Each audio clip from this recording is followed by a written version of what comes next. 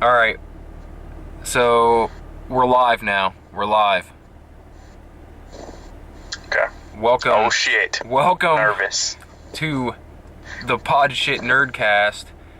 I am Brett Scott, and this is my friend. I'm waiting for you to say it. I want them to think you're alone and just fucking crazy doing this by yourself. I'm doing your voice as well. Oh shit. Okay, this is Justin Logan, aka. Oh yeah, okay. Sorry, I forgot my line. This is the Logs, Logmeister, Logmaster, the Log that shall not be named, Justin Logan. And I'm recording for some reason in my car this evening. Basically because my kids are asleep and my wife I said, is busy doing things around the house and doesn't want to get caught on recording abusing me. So I figured it'd be safer to come out here and record in my car. So right now I have the engine running because it's a little bit cold, so hopefully you're not picking up engine noise. I have a pretty quiet car. Yeah, I don't hear anything. I feel like my voice recorder thing has a little like decibel measuring thing, and it's constantly moving, so I think it does pick up the slightest bit of sound from the engine. Anyway, today's podcast is we've got a couple things laid out, and then a couple things that we basically just figured out today that we want to fit in somehow. We're going to do a top 5 list later. We're going to try to incorporate that into every single show, some sort of top 5 list. Some sort of like pop culture or nerdy fucking geeked out top 5 list. So we'll get to that later. This is kind of the intro part. So what we're going to do is basically talk about stuff that happened this week and stuff like that. So Justin says that he has a story for us that happened to him today, and I haven't even heard this yet, so I'm interested in hearing it live right now with everyone else. Take it away, got, sir. 10 views last week, dude. It was crazy. I'm telling you, it's actually up to like 12 now. There's 12 views. Oh shit. Yeah. Oh, and a few on SoundCloud. Don't forget that. Listen, this is how it starts, man. This is how it starts. Alright, you need to tell us your bowl story. Take it away. Okay, so that's a lot of build up for a story that's literally 3 sentences. Okay. Okay, so we're at the grocery store. She is over looking at something else. So there's this display in the middle, and there's all this stoneware. And so I tell her when she comes over, like, you know what, I've got to be getting fucking old because I'm sitting here. Wait, hold on. Hold on. And Quickly. What? What is stoneware? What's stoneware? It's like a thicker type of glassware, like thicker dishes, I think. That's what it said. I'm just telling you what the sign said. Okay, man. stoneware. Got you. So, I'm like, yeah, I must be getting old because I'm looking at these bowls, and I fucking love these bowls. Like, I want to eat some soup out of these bowls. So she takes the bowl from me, and she gives it this look, like she's sizing this bowl up. I can automatically tell she thinks this bowl is a piece of shit. And she says, you know what? We actually do need to replace the dog bowls. Give me another one. No! That's fucked I swear up. to God, the dogs are eating out of my fucking bowls. You shouldn't allow that, man. That's not right. It's already happened. I'm not taking those bowls back. These dogs are fucking gross. Do you think that she did that intentionally, like as a stab, or do you think that literally she was looking to get dog bowls? Like, that sounds to me like she really, like you were like, I really like these bowls. I kind of want to get one of these. She's like, tell you what, we'll get one for the dogs. Like, do you feel like she was? No. Do you feel like she was doing that to hurt you, or do you think that was just like the way it worked out? I mean, I'm sure it just it was a coincidence, but I'm sure. I still lost my fucking bowls to the dogs. You know, you could still eat out of those bowls, man. I could share them. I could sneak the bowl, wash it real good, eat some soup out of it like I planned, and then put it back. Yeah, just wait till Lenny's like at the grocery store or something, and you actually have a few minutes to yourself. If your kids are there, like, just make sure that they don't see you or notice you using those bowls, and just do it, man. Just have your moment. It might be worth it just for the picture. I don't know. If you do this, you send me a picture of you eating soup or cereal even, because cereal's a lot quicker. Dude, I'll probably get some kind of disease, dude. These dogs smell like death. They're so old. Yeah, but dogs' mouths supposedly are cleaner than human buttholes or something like that. I don't know if I believe that. Or no. Maybe it's a dog's butthole is cleaner than a human's mouth. I think that's what it is. That's what it is. Really? Yeah. I heard that there was somebody was telling a story about like a proctologist, and a proctologist told them that they were talking about how they were talking about something about infections happening due to contamination. Oh yeah. They were talking about having like a wound in your butthole, and if you the guy who had the wound was like, isn't there like a serious risk for infection, like when I'm taking a shit, like that shit passing through there over that wound, isn't that like an easy infection waiting to happen? And he's like, actually no, like you would think so. He's like, but no. He's like, you're much more likely to have a wound in your mouth get infected by the stuff in your mouth than a wound that's in your butthole.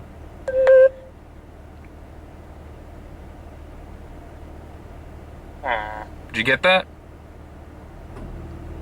Yeah. Okay. But I understand that man's a professional.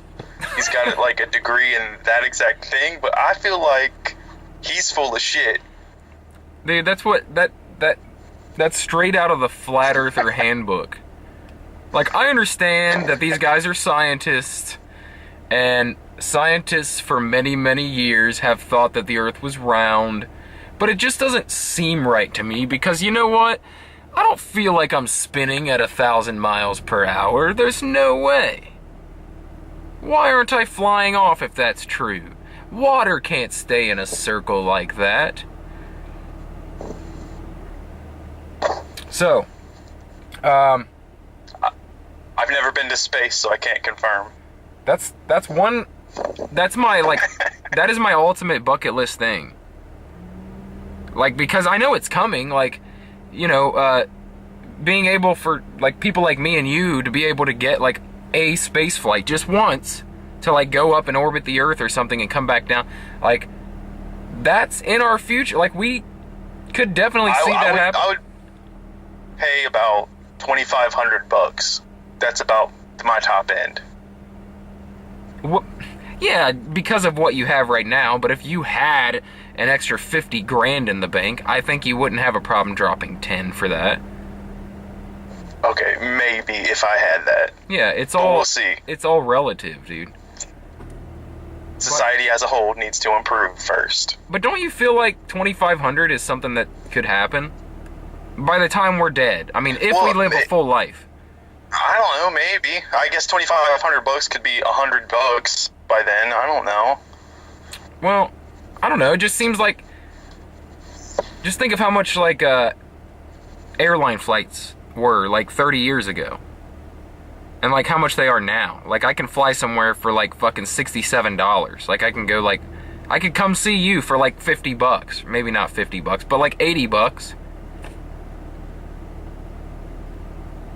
So, yeah, like, I feel like if they fucking get this thing going and they actually start doing commercial flights to space, it's not going to be long at all before going to space is like taking a family vacation to Disneyland. Like, you're just gonna be like, I think that's what we're gonna save up and do next year, man. We're gonna go out there and fucking, you know, even if it's like a 2-hour thing, like you get into space, you're there for 2 hours, you come right back. Like, that might be what it is. I feel like there's gonna have to be like a space station up there, and you go up and you dock, and then you like fucking do a tour of the space station, and then you fucking come back. Yeah, like a cruise, a space cruise, man. Yeah. Holy shit, be out there for a week. Like, it's a fucking cruise ship style ship that is all the time orbiting, and you just fucking live in space for a week, and you do anti-gravity shit, and you learn about space. Yes. Be like space camp, but like for everyone. Dude, that'd be so awesome. That's like that. And like the workers would like rotate with the people, so that way they didn't like lose all their muscle mass. It would just fucking work. That's what. Yeah, and by then it would be such a big commercial industry that there'd be plenty of people to be workers. Like, they'd be switching out all the time. Like, they'd spend a month up there, they'd come back, and another group of people would replace them, like, little by little. Like, it would just be like any other job. We'd have to have some sort of system to launch things without the use of chemical rockets. We need like some like space elevator that uses like magnets and just electricity to fucking lob that shit. Yeah, that could be, but I think that just burning ridiculous amounts of fuel is going to come first. Like, I think they're going to be doing it very crudely at first, like everything else. But maybe not. We got fucking people like... I don't know if it's commercially viable until it's more economical. You might be right. Because that's just too much money. Can you imagine how much money there would be in fucking space travel, though? Like, even if you got, like... Yeah. Even if it was super limited at first and only the richest people could afford it, like, the amount of money that would be just fucking poured into that on a daily basis of, like, just people going up for, you know, just to fucking experience space and come right back. There's enough people with enough money. Like, I'm not talking, you wouldn't have to be like a fucking billionaire. You could be like a $500,000, you know? But then eventually it'll trickle down to like poor fucks like us, and like we'll be able to do it. Don't you dare say trickle down to me, you son of a bitch. I couldn't help it, man. I couldn't help it. Everything trickles down. It might not be in the way people like. Only piss trickles down. Piss and shit. Piss and shit kind of drips down, kind of slides down slowly. Oozes over top of things.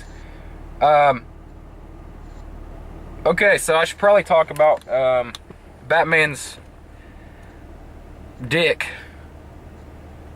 I went on a quest this week because I'm super late to the game. I was listening to a podcast a couple days ago, and they were talking about this thing that apparently everyone else already knows about, that there's a panel in a Batman comic that came out last month that shows Batman's penis, and it's kind of like, it's pretty shadowed, but it's definitely, that's what it is, and they purposely did it. Like, we're gonna fucking be the first people to show Batman's dick, and I don't know why they felt it was necessary, but it doesn't matter. I don't think, because it wasn't necessary, to be honest, whatsoever, but it's just like, fuck it, man, we're gonna do it. Like, it was probably on a dare.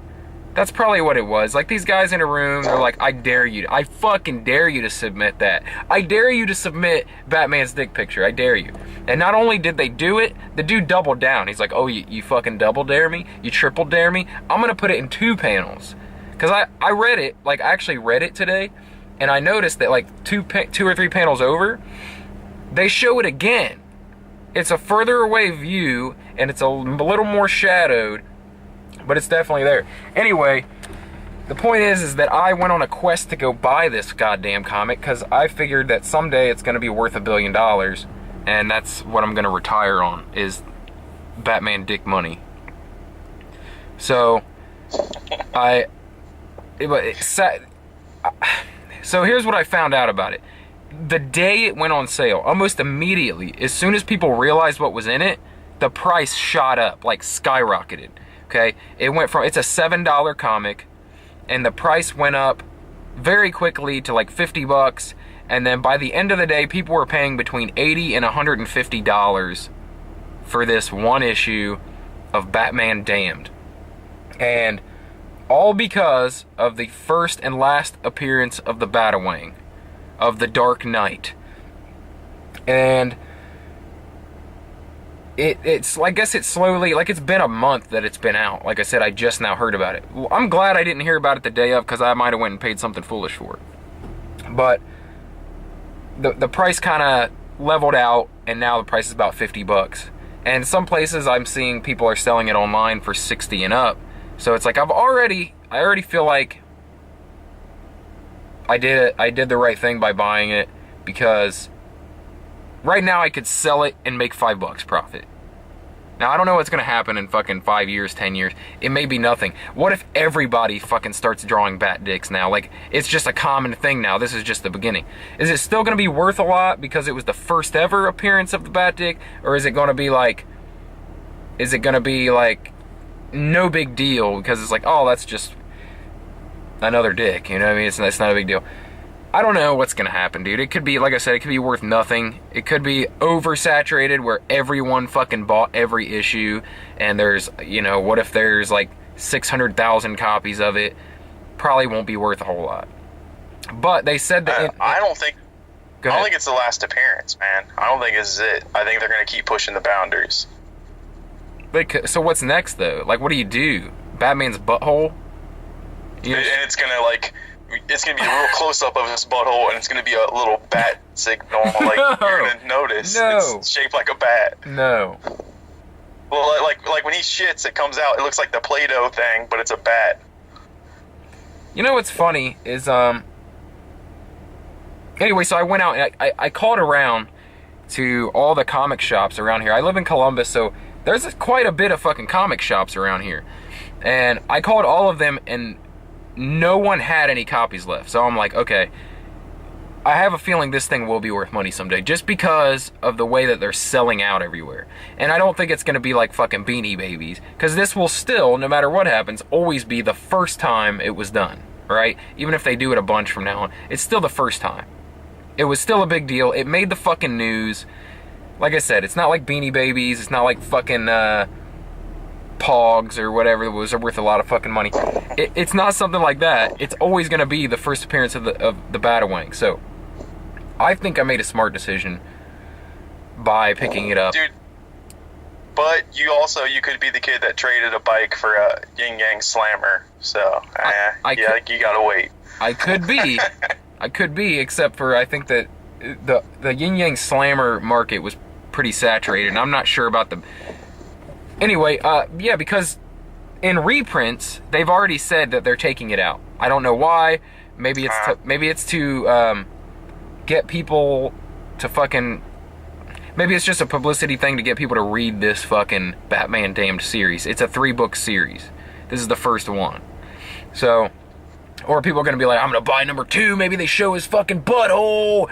Like, it's like, I don't know what the goal is, but I'm thinking it's more publicity than anything else. Like, okay, this will get attention. This will get people talking about our comic and at least read it. It'll get people to fucking buy it and read it. Like, what fucking better way to get people to go, what the fuck? I read it, dude, and it's fucking awesome. Like, it's a great start to a story. You want me to, I'll tell you kind of the synopsis of this first issue. Like I said, it's 3 issues. The next one was supposed to come out like mid-November, but they pushed it back to like first week of December.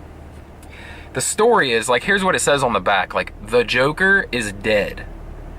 They find the Joker's body like washed up on a fucking beach, or on the docks or something, I don't know. They find his body. It's this big deal. Batman, something fucked up happened to him. He got the shit kicked out of him. He wakes up basically not remembering what happened to him. He's beat to hell, broken bones. Like, oh, by the way, that is how... I'll tell you why they had him naked in the book in a second. So he's beat all to hell and shit, and like the beginning of the book is the cops finding him. And he wakes up in an ambulance with them about to remove his mask. And like fucks them up, dude. He fucks the officers and the fucking EMTs up to escape. and he dives out, like tackles one of the EMTs out of the back of the ambulance. It's fucking beautiful, dude. Like it's beautiful, and I showed some of it in the video that I sent to you, but the artwork is super good, dude. It's crazy good. So anyway, the story is Batman's trying to figure out what the fuck happened. Did he finally fucking snap and cross that boundary and kill the Joker? Did he kill somebody? Like, that, it's a big deal, right? He doesn't remember what happened, but the Joker's dead, and like, who else would or could fucking kill the Joker? Then just the fact that his memory's gone, like, he has no idea what the fuck happened. So he's on a mission, being the fucking detective that he is, to go question people, namely like bums in the street and stuff like he does, and like rough them up to get information. He's trying to figure out what happened, and that's basically what happens in this story. It's him going around gathering clues and trying to find out what the fuck happened to him and how the Joker is dead. So the reason that he's naked in this thing is because, now I'm not saying it's necessary to actually show it, but at least it makes sense. In this scene, he just got back to the Batcave, okay? After escaping the EMTs and the police, running home, fucking leaking his guts out. With like fucking gunshot wounds, fucking broken ribs, and he's like still bleeding from his torso. He gets back to the Batcave, like strips his shit off immediately. The computer that he has is like an AI, right? And it can analyze his injuries. Like, it can tell him exactly what the fuck is wrong with him and what he needs to do to repair it.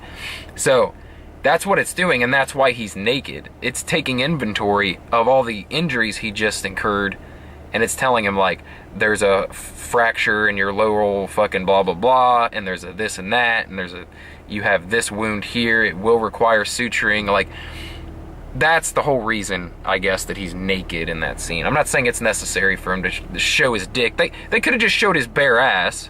They didn't need to show his dick, but they did, and that's why the comic will be worth $1 million and why I will retire on it. So, I don't want to give away the end of this book. The end of this book gives you a twist, though. So I don't want to fuck it up for other people who haven't read it and might want to read it. But it's pretty fucking great. Another really cool thing about this story is that at first there's like a narrator, right? Yeah. There's a narrator, and you don't know who it is. You assume it's Batman narrating, right? It's always Batman narrating, or Jim Gordon sometimes. But in this one, it's fucking Constantine, dude. It's John Constantine. Like, he's narrating this entire story, and there's this whole like undead fucking ghost element to the story as well. Like, there's these ghosts all around Batman and shit. He keeps having these recurring nightmares of fucking demons and shit. It's really like Constantine-esque mixed with the Dark Knight. It's really cool, man. It's really impressive. So not only does it have the Bat Dick, but it's actually a really cool story with really badass artwork. So that's my spiel on the Bat Dick. I did go and get the Bat Dick. I have it in my collection now. I read it all the way through, and I will be buying part 2 and part 3. Are you still there? Justin. Yeah, I'm still here. My camera just went crazy for some reason. Yeah, I'm not getting you on my camera, but luckily the camera's not that important. So, we can at least keep talking while it's doing that. Okay. What else? So that sort of goes along with what I was talking about clickbait. Yeah. So I think it's much in the same style as the Bat Dick, how they got people into it, and hopefully there's a little bit of quality there. Behind that, you should probably name this one like Man Karate Chops Live Rattlesnake, something like that. I don't think that's that intriguing. I mean, I get it. You're probably just like taking a stab at a random thing, but there's like 4 people who would actually want to see a Man Karate Chop a Live Rattlesnake. But I'm really? sure... You don't think? Like, I would watch that right now. Like, I'm wondering, like, how's he quick enough to not get fucking bit? We'll talk about it after, but yeah, we can mention that here, but we'll never mention it again, okay? So if people want to know, and I'm sure people... Someday, we might actually have like 30 regular listeners, and they're all going to be wondering why we have these fucking clickbait titles and never talk about the thing that was actually in the title. So this is your inside scoop. We've decided that as a running joke, we're going to use clickbait titles, but they're going to be the most ridiculous clickbait titles where someone reading it should probably already know, like, there's no fucking way that is in this podcast. And like something that's completely visual, like you said, like a man karate chops a live rattlesnake. Clearly, what that is going to sound like on a podcast is pretty fucking lame. So, probably really ridiculous shit like that. So that's going to be an ongoing and running joke. So if you're here now, you heard it here, you know, and no one else is going to know that it's just a running joke, and that's why we do it purely for our entertainment, not even to get more views, not even to get more clicks, but just because it's really fucking funny to us.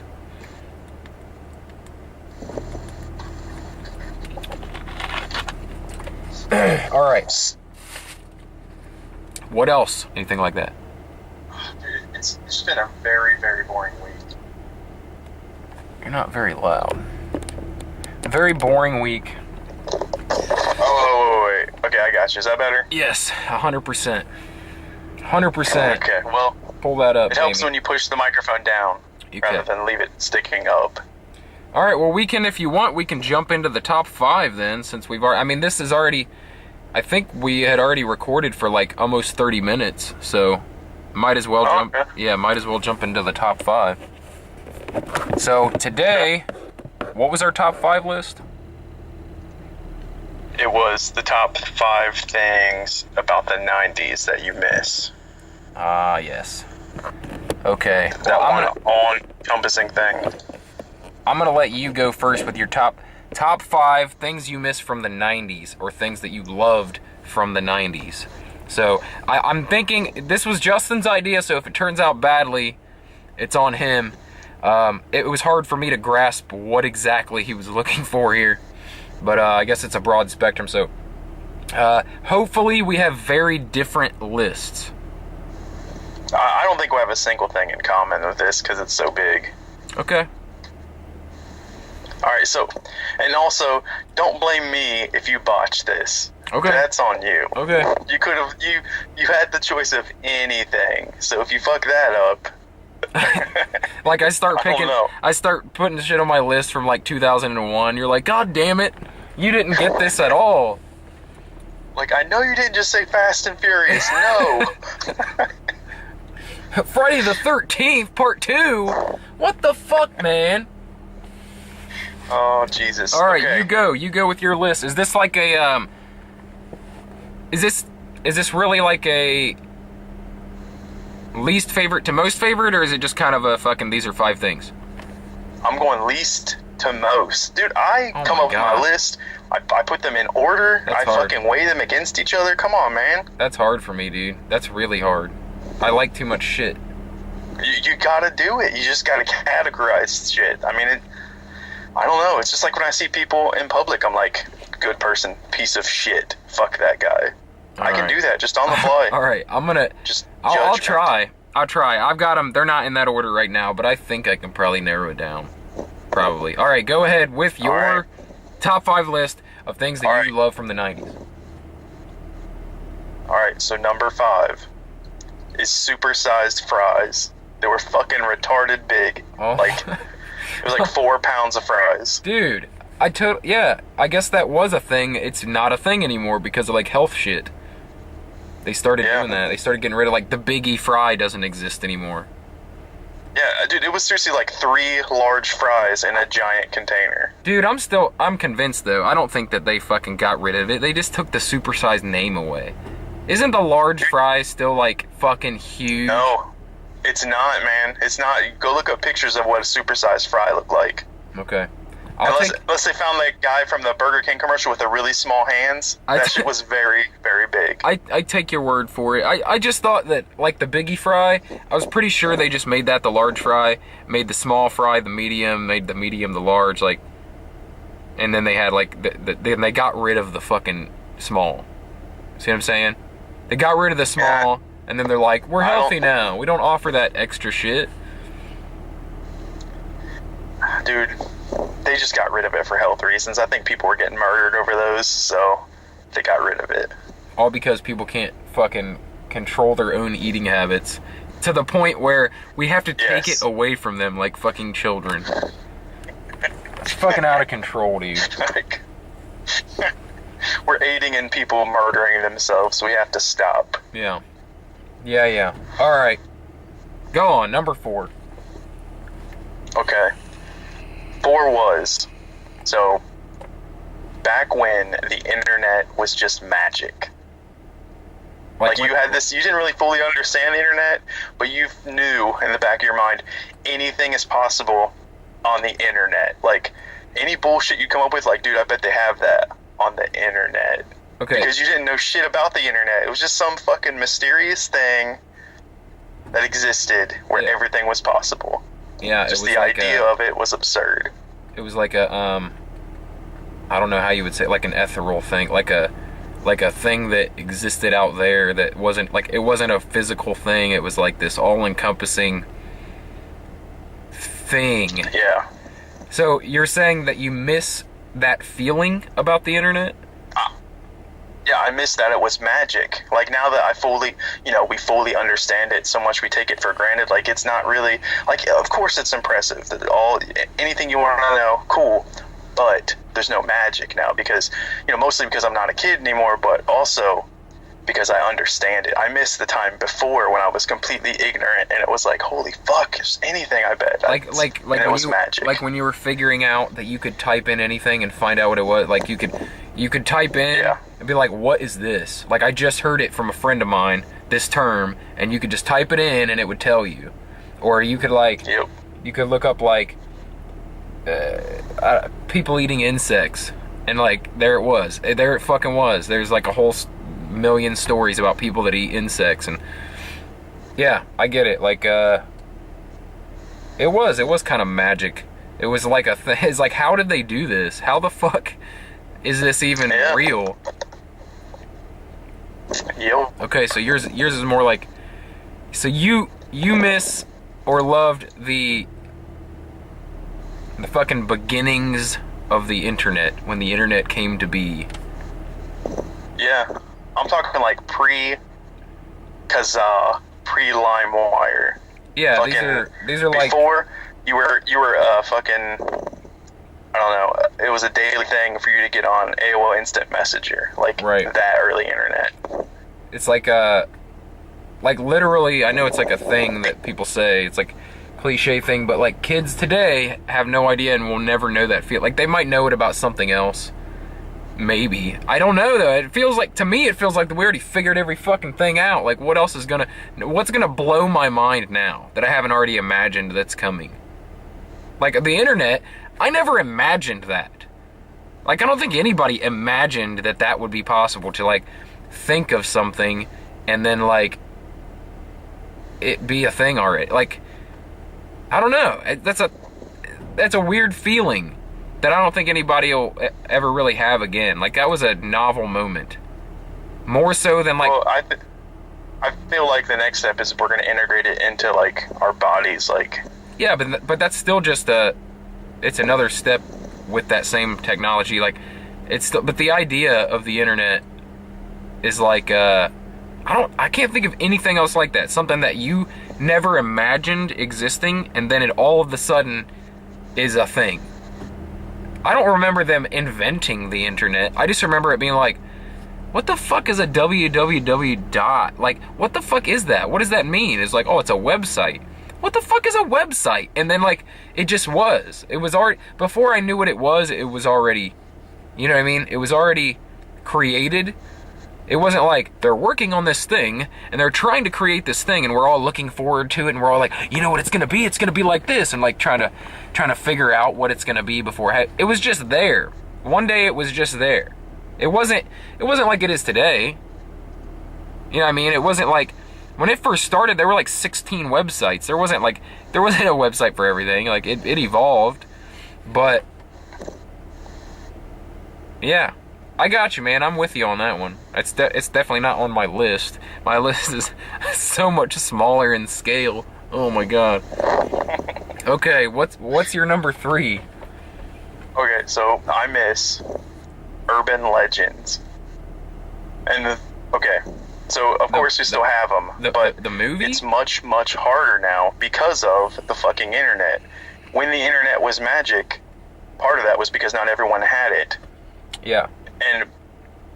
And I was like, wait a minute, the fucking movie Urban Legends? They're like, no, you're talking about actual urban legends, and how now, like, on the internet, you could go debunk them immediately. Like, there's no such thing as an urban legend that you always wonder about anymore. Yeah, so basically back when, I guess it was back when the fake news wasn't harmful and wasn't, like, coming from another country, back when it was, like, about dumb shit. Like then it was fun that it couldn't be debunked instantly. Right, like Coca-Cola and Pop Rocks, like it was just fucking fun bullshit. Yeah. Like you imagine, like, oh, I'm playing a video game, this is pretty cool, but I heard it's nothing like what they have in Japan. It's like, no, bullshit. Like now, no, it's, this shit you're playing comes from Japan, you dumbass. Like, I don't know what the fuck you're talking about. Right. But... yeah, dude. Anyway, you're right. Your list is so much bigger scale than mine. It's gonna make mine look really sad. Like mine has like foods on it and shit. Okay, well, my next 2 things are small scale. Okay. So, number 2 is I miss roaming football games. I don't even know if kids do that anymore. Oh, like playing outside in the neighborhood? Yeah, like. You need a football, and then you start walking, and you find kids along the way, and eventually you have a fucking football game somewhere. Yeah, dude. Yeah, I don't even know if kids play it on recess anymore. Like, that's a... Yeah. I was thinking about something like that for my list. I was thinking about, it didn't make my list, so I can talk about it, but it was, I don't think it was football. Maybe it was just like playing outside, or like riding bikes, or like, like just staying the night at a friend's house or whatever. Like, is that even a thing, or do kids just have such constant communication now that they don't care about like staying the night and shit? I don't know if that's a thing. Yeah, I guess it's redundant because you're on fucking FaceTime all day with them, so it's like, what's the point, man? Right. Exactly. It's like, why do we need to actually be in each other's presence? You don't have to come over to play games with me now because I see you online right now and there's the buddy list and hey, what's up? Exactly. The end. Exactly. Like, there was no online gaming back then. Like, you had to go to your friend's house who had the fucking Super Nintendo if you wanted to play Super Mario World. Like, you couldn't, and even if you both had one. Remember going to a friend's house and you had to bring your entire system with you with all your games? Like, oh yeah, dude, I'll bring my Sega, or like, you bring your Super Nintendo, we can fucking play that. Like, yeah, it took a lot of planning, and you had to plan that shit on a landline. It was fucking insane. You forget sometimes how much different it really was. Like, people older than us probably think it's ridiculous that we look back at that as like, the good old days, but it is drastically fucking different. It's drastically different than what we have right now. Yeah. Like, what we're doing right now was not a possibility back then. Like, you couldn't do this. I mean, maybe we could talk on a landline that had some sort of speakerphone, and I could record us on a giant camcorder. Like, that might have been possible, but Skyping with each other from different states and fucking not paying long distance charges and shit it just wasn't a thing then. Alright, that was your number 2. Roaming football games.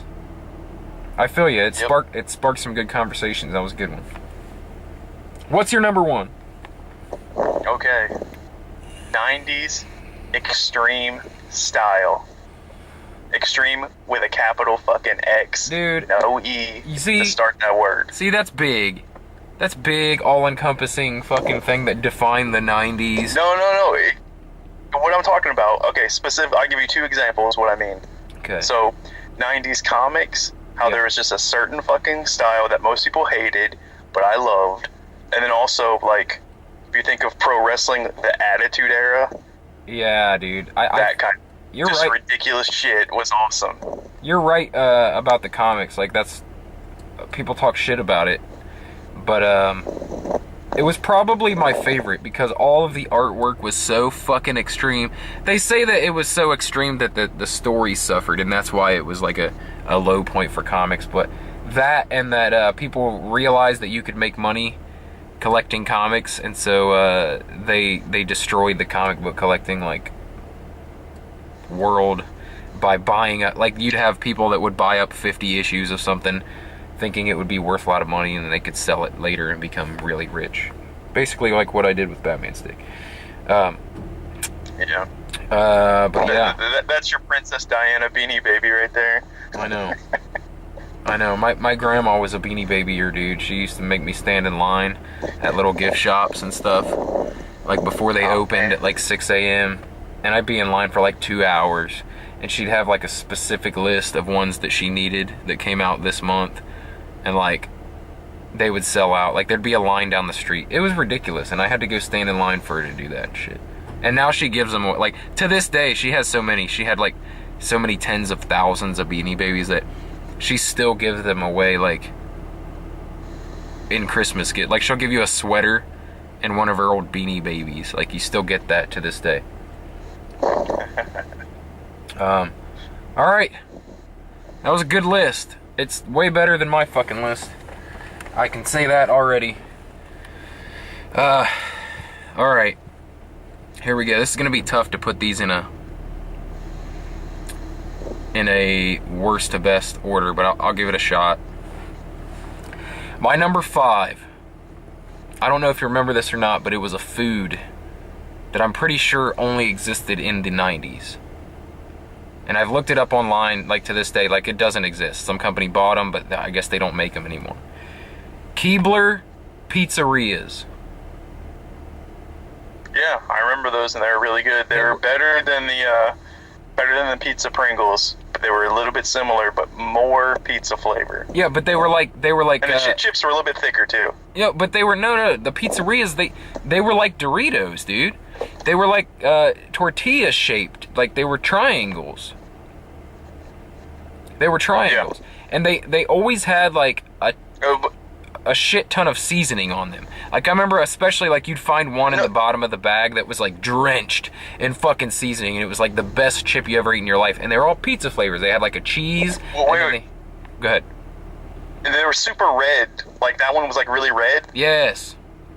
The flavor on it was red, right? Yes. And it was a white bag with green lettering. Yep, green and red lettering. Like a pizzeria, like a fucking pizzeria, like you would see on a sign. Okay. Absolutely, dude. Pizzerias, they no longer exist. I can still remember what they taste like. And I literally, I think it was about 10 years ago, looked up pizzerias because I missed them so much online and tried to find where I could get some. But apparently you can't get them. Like, if you have a I bet you. If you have a guy, maybe you can, I don't know, send me some as a Christmas present or something, like a surprise gift. But that's something, yeah. It's definitely a 90s thing. So that's why I made my list. Okay. Yeah, those were pretty good. Yes. Number 4. This is a tough one. My 4 and 3 are tough, man, to I'm gonna go with Saturday morning cartoons. Because... yeah, we did have some good ones. They might have had those in the 80s, you know, and maybe even into the 2000s. But, like, the 90s, I feel like was the like, the golden era of Saturday morning cartoons. Because that's when we finally got to see like an abundance of like action cartoons that weren't just for little kids. Like, it wasn't fucking Looney Tunes and shit anymore. There was like, it was the evolution of like, you know how there's those shows on now that are absolutely ridiculous? Like, you're pretty sure that the person that wrote them and illustrated them were like on an acid trip when they came up with all this. Like, I don't know, what's one of them right now that's like, can you think of any? There's a ton of them that are like so off the fucking wall that you're like, what? Like Adventure Time. Fucking Adventure Time, dude. Like, that shit didn't exist in the 90s. But the start of it did. Like, weird shit that was almost more for like adults than it was for kids, like Eek the Cat and like Ren and Stimpy. Like, that's where that shit started to get weird, man, was the 90s. That's when it started to get really weird. Yeah. And it was all on Saturday morning, man. What the hell? Is that your child? No.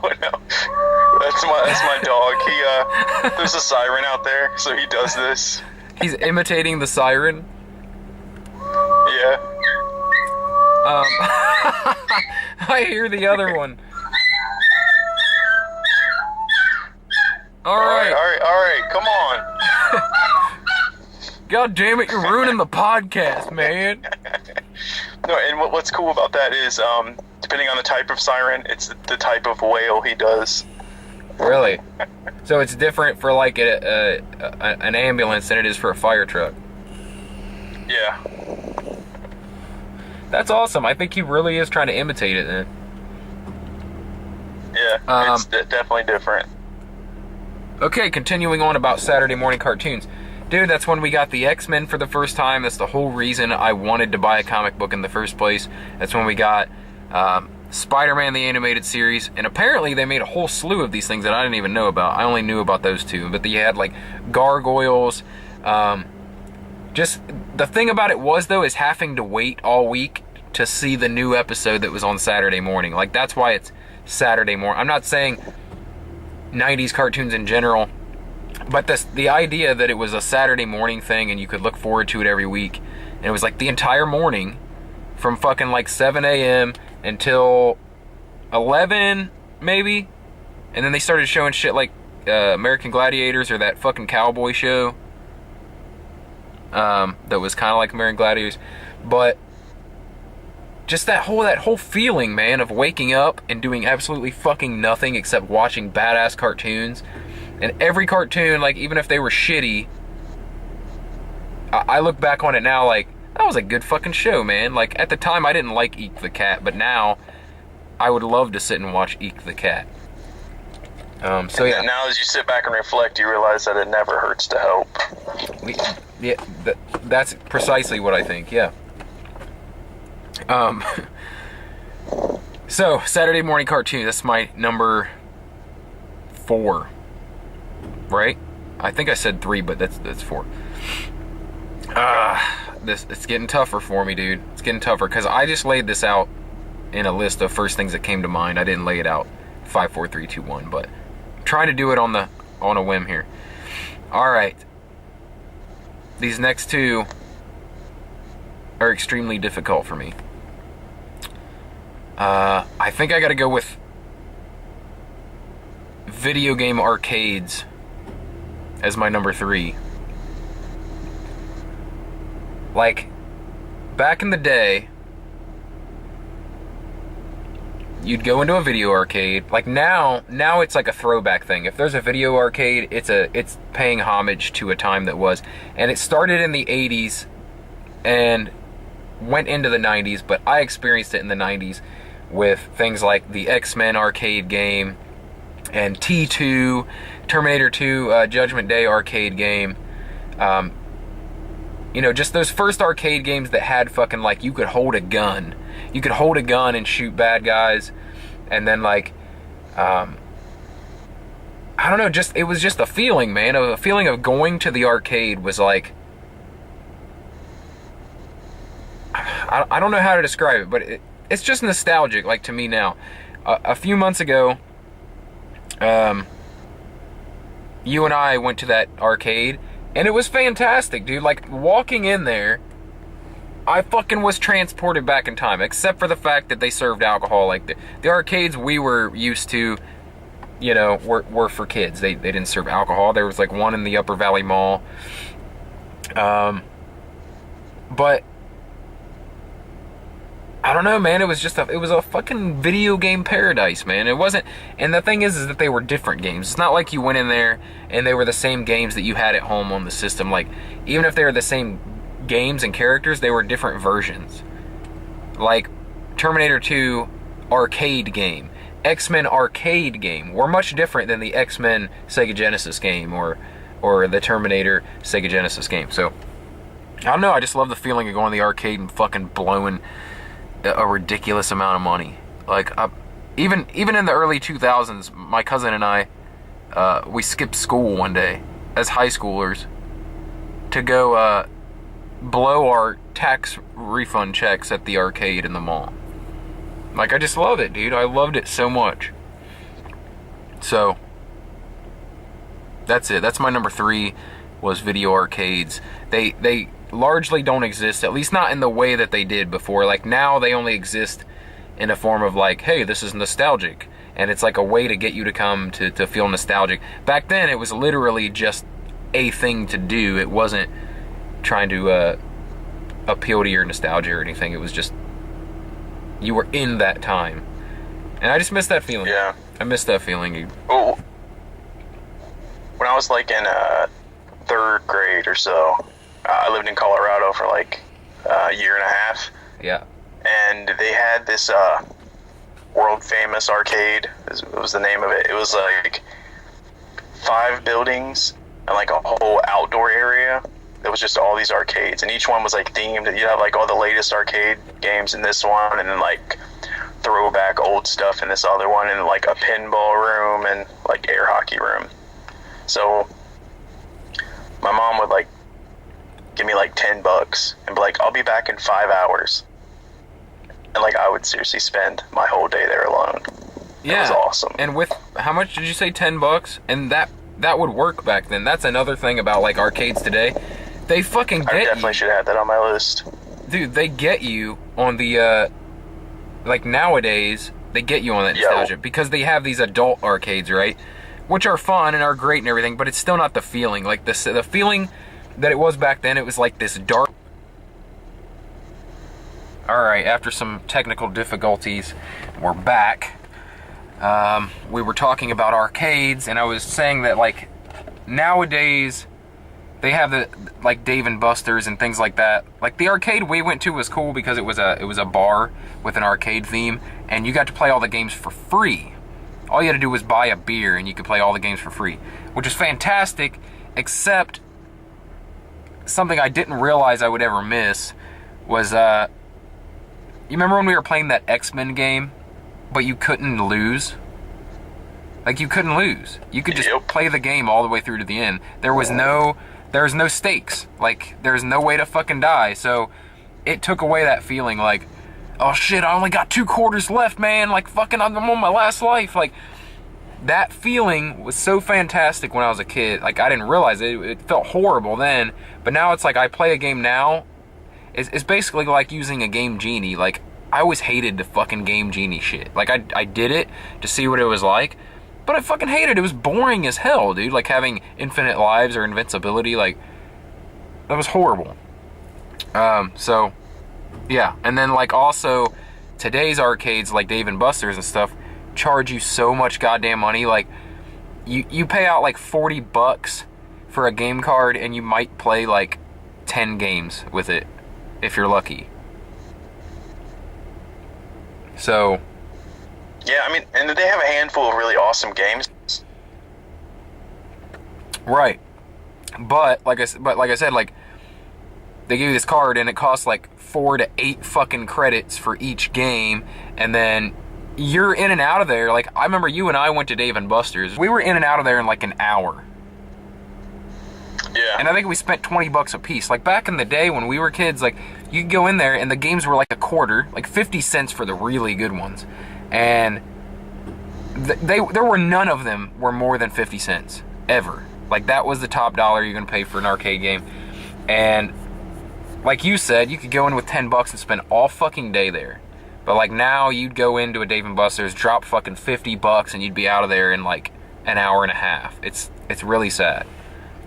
Yeah, but also, you know, I could spend all day on $10, but I also had to be smart. But it taught me to play to win. So like when you're playing Mortal Kombat and you put your quarter up there, you're like, I could be out and still have an hour to wait here until she comes back to pick me up. And there's no call in to try to get her there earlier. She's not coming until she fucking said she'll be there. So if you had to do cheap ass shit, if you had to do the trip like 8 times in a row, you're gonna fucking do it because you got a quarter up there and you gotta make that bitch last. Yeah, I feel you. And it's like, there was no calling your mom because like she's out running fucking errands.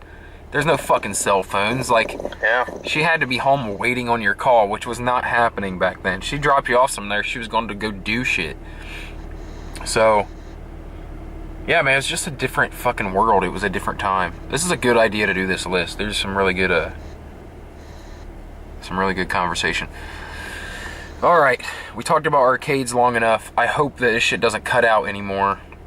But moving on, my number 2. So every time I move down the list, my next 2 get so much harder to differentiate from. Like, what's gonna be my number 1? Ugh. I think I gotta make this number 2. I think I gotta make it number 2. Number 2. And I'm such a big fucking movie fan. I think that's what it is. Like, my life since as long as I can remember, probably 4 years old or something, I can remember just absolutely loving watching movies. We had a billion VHS tapes in the house, and that's all I did. My number 2 is video stores. Blockbuster Video for 90s. Like, you want to make it a 90s thing. Blockbuster Video doesn't exist anymore. But it was a beautiful goddamn thing in the 1990s. Like, a trip to Blockbuster for that new game that just came out, or that new release movie that just came out. Which, by the way, back then when a movie came out on video, you hadn't seen it in over a year. Like, back then, you saw a movie in the theater, it took at least a year to hit a point where you could rent it and watch it again. There was a long span. Like, nowadays, it's like 2 months tops after it like hits the theater. 2 months later, it's available to stream, it's available on DVD.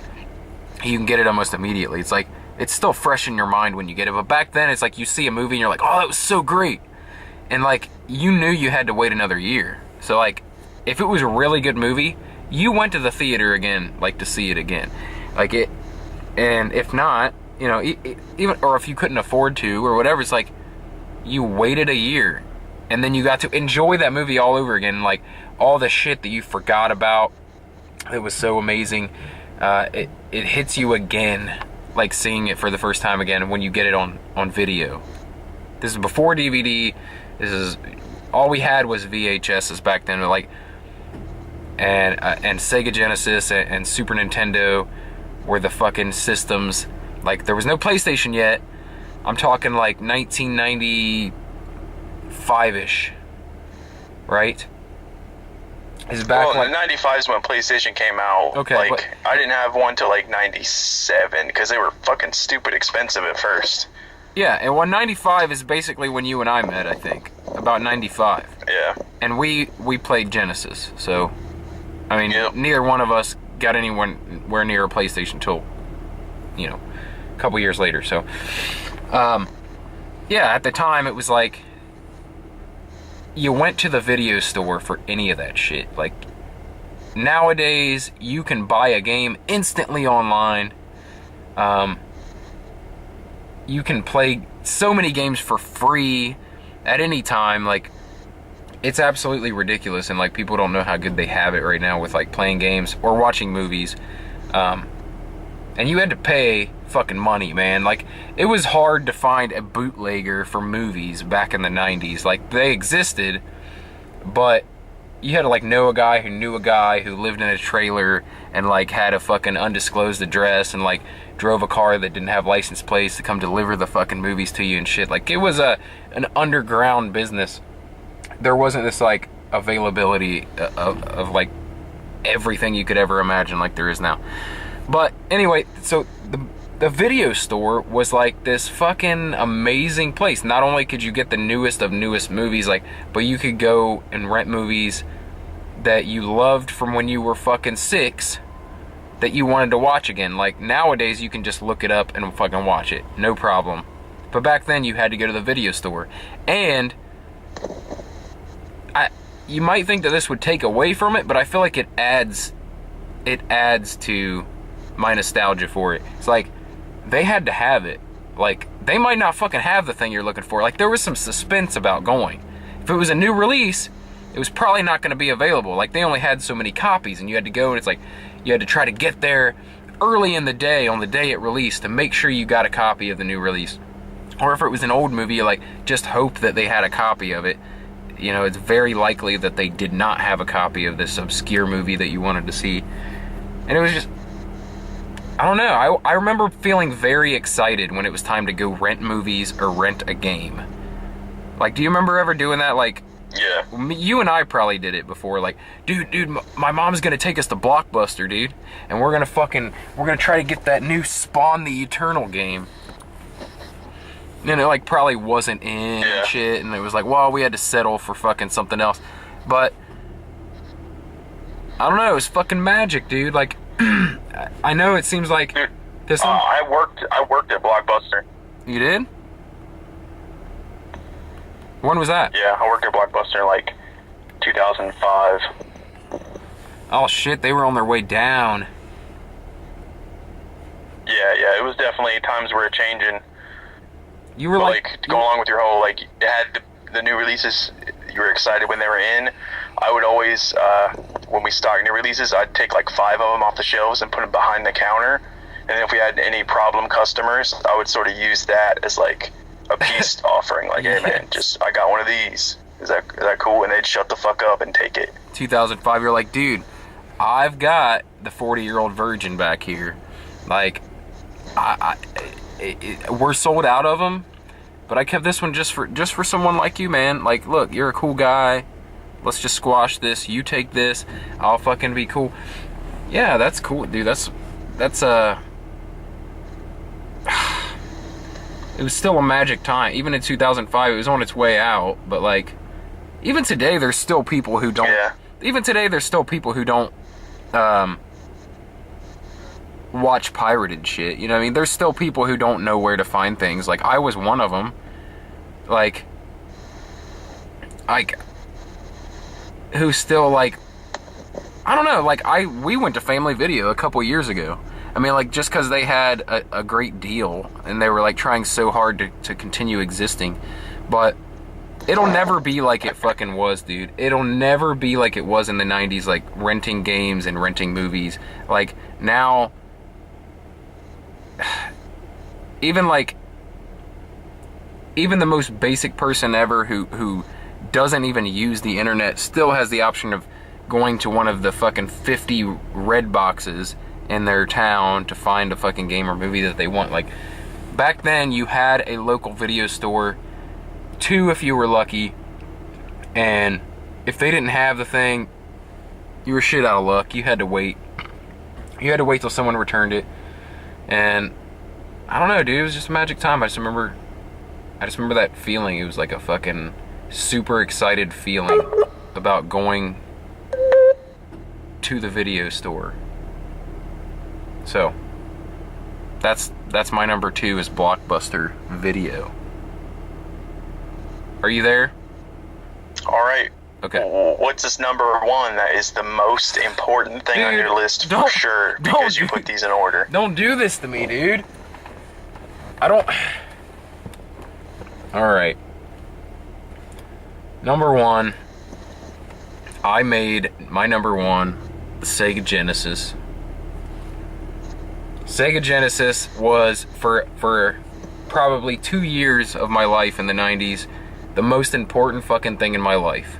Like, all of these things on my list were part of that era, but probably none were more prevalent than that Sega Genesis. Like, it was what you and I did together when we hung out.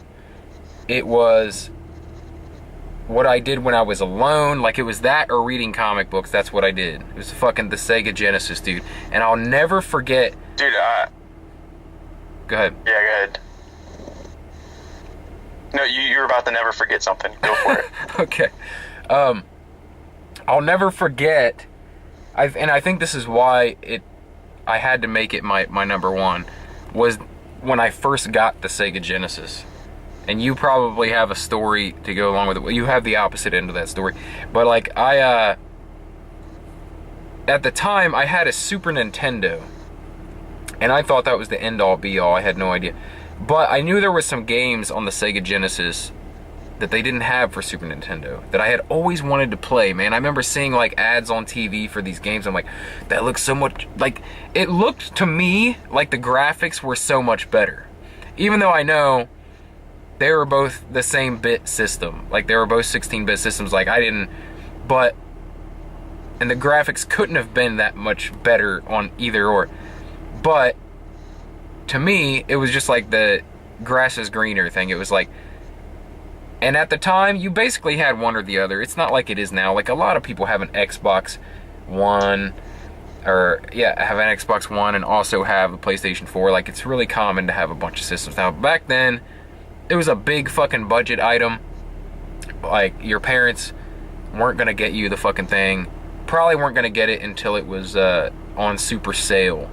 You weren't getting it like kids do now, like where brand new fucking the PlayStation 4 just came out and you get it for Christmas. Like, it wasn't like that. I got a Super Nintendo several years after it came out. And then the Sega Genesis had been around for a while, and I had never played a Sega Genesis. I'd never even played a Sega Genesis. And my mom came home from work one day and she goes, and this is at the time, how much would you say a brand new Sega Genesis cost back then? Like 1994, 1995? I have no idea. I'm guessing... I have no idea what they even came out, like what their price was when they came out. I never considered it because I was a kid. Okay, I'm guessing it was around $100. $100 for a Sega Genesis in 1995. I could be way off, but that feels right to me. My mom comes home from work one day. She said, there's this lady at work, and she said she's selling a Sega Genesis with 13 games. 13 games, 2 regular controllers, 3 turbo controllers, and a Game Genie. And she's asking, she's like, I think it was $150. And she was like, do you think that's a good price? Like, she asked me because I'd be more of the expert at fucking 10 years old. You know, I'm like, Mom, you have to fucking buy that. You have to buy that. That is the greatest deal that's ever existed in the history of fucking deals, especially when it comes to games. But broadly, it might be the best deal you're ever going to find in your entire life. You have to fucking buy it. Mind you, I didn't say fuck or have to or any of the things like that were inflammatory like that. But I basically, I almost cried because it was such a ridiculous deal and I was so excited. And the fact that she brought it to me like that meant that she was actually considering it. So, I got it, man. I got it. I told her, like, Mom, you gotta get that. You have to get that. Like, you can't pass that up. That's an incredible deal. I said, the Sega Genesis alone is worth $100, but then you got the controllers, which are probably worth fucking $30 a piece, and there's 5 of them, and you're talking about a Game Genie, that's another fucking $40, and then you got each game, I said, each game, Mom, is like $50, $40, $50. I was like, figure that out. I'm like, that's like $1,000 worth of shit for $150. You have to get it, right? Plus, the fact that I'd always wanted to play a Sega Genesis. So, we ended up getting it, and now I bet you were probably going to tell your view of that. Yeah, so I want to say you got that like on at some point in the middle of the week is when you got that thing, because you told me at school, you're like, dude, So I just got a Genesis and 13 games and 5 controllers. I'm sitting there thinking, like, this dude, why is he telling such a easily disproven lie? I'm just going to come over and he's going to have to make up some excuse because no one gets that much shit in one go-round. That's just absurd. And then when I came over and you had all that shit, I was like, what the fuck has happened here? It didn't seem right, did it? That's what I was saying. It was such an incredible fucking deal. That you told me about that game, The Immortal, and you're like, yeah, dude, you slice people in half and like their fucking eyeballs pop out. And I was like, that doesn't happen in video games. That's stupid. And then it fucking happened. Dude, The Immortal, that was the most graphic game I had ever played at that point. Like, and I had played games like Doom and shit like that, and like Mortal Kombat, like, but nothing got as gruesome as The Immortal. Like, that game, it was an Electronic Arts game, I think, and it was like, yeah, it was kind of like an RPG, kind of like a Zelda-ish type game. You were like a wizard, and you're walking around in this fucking castle, and you would come up against demons and shit. And like I sucked at it. I mean, like, I could never figure out how to fucking beat the level. Like, it was like, read the runes. Would you like to read the runes? I'm like, yeah, read the runes. And you died instantly. And then it was like, I would try it again, and it would be like, would you like to read the runes? I'm like, you know what? I don't think I'm gonna read the runes this time. And then it was like, you fucking die instantly. Like, there was no way to read or not read the runes at the right time, and you just died. I fucking hate that game. Like, I love that game, but I fucking hated that game at the same time because I could never figure it out. But yeah, The Immortal. That was a crazy fucking game. But your Genesis didn't always lead to a pleasant experience, because I came over once, and as has happened many times, your brother fucked with me. Like, he sacked at me, got me in a headlock, fucked with me for a solid 20 minutes. And then he's like, you guys are going to play against me in double dribble, you two versus me. And then he beat us like 100 to fucking 10. And we had two of us playing together against him. Yeah, and it was like, you and I, we weren't really like big into sports games. We were more into like playing X-Men and shit like that. And like, of course, he's like, yeah, let's play fucking Madden. Let's play fucking double dribble. And that was a game I never fucking played. Like, I never played that. And of course, he's gonna play it. And he forced us to play it. It wasn't like we were under duress, dude. Like, it wasn't like we played it and lost of our own free will. Like, we were forced to be beaten by him in a ridiculous manner. I'm just getting out of a 10-minute headlock. Sure, I'll play this fucking game instead. Let's do that. He was kind of ruthless, man. My brother was. And that's the thing. You met me at a time where he was staying with us a lot, but for the most part, I didn't grow up with him. Like, he came to live with us for, months at a time, and then he'd move back out and live with my grandparents and then come back. And you just happened to meet me at a time where he was there a lot, unfortunately, and he terrorized you probably more than he terrorized me. He was the type of guy, like, you'd walk in the room and he'd throw a ball at your face just fucking, like, instantly. You'd be like, hey, what's up? He'd be like, hey, Justin. Like, it was just like, yeah. He was a big brother, I guess, man. I guess that's what they do. He was 6 years older than me, and like to fuck with me and fuck with my friends and fuck up our good time. But as you can see, there's a lot of feelings here, though, like for this Sega Genesis, and I think it all really comes from that initial getting the thing. And like, I remember telling you about it. I was the coolest fucking kid in the world to me, to myself. I'm like, like, it's like getting something. It's like being Richie Rich. It's like, you get it, and it's like, there's no way I'm not the coolest fucking person. Like, everyone's gonna want to come to my house. Like, of course I didn't invite everyone. I invited you, but you like bathed in the glory that was this. And I don't know if anyone else would have. Like, some of my other friends had a Sega Genesis with several games and stuff like that, but like, it was unheard of. It was unheard of, especially to get the system and all those games at once. Like, it was crazy. I'm still in awe of it today. It'd be like me buying my kids a PlayStation 4 with fucking 13 games and giving it to them. Like that. That's unfucking heard of. That's what it was like to me. It was like a miracle happened in my life when I got that fucking Sega Genesis.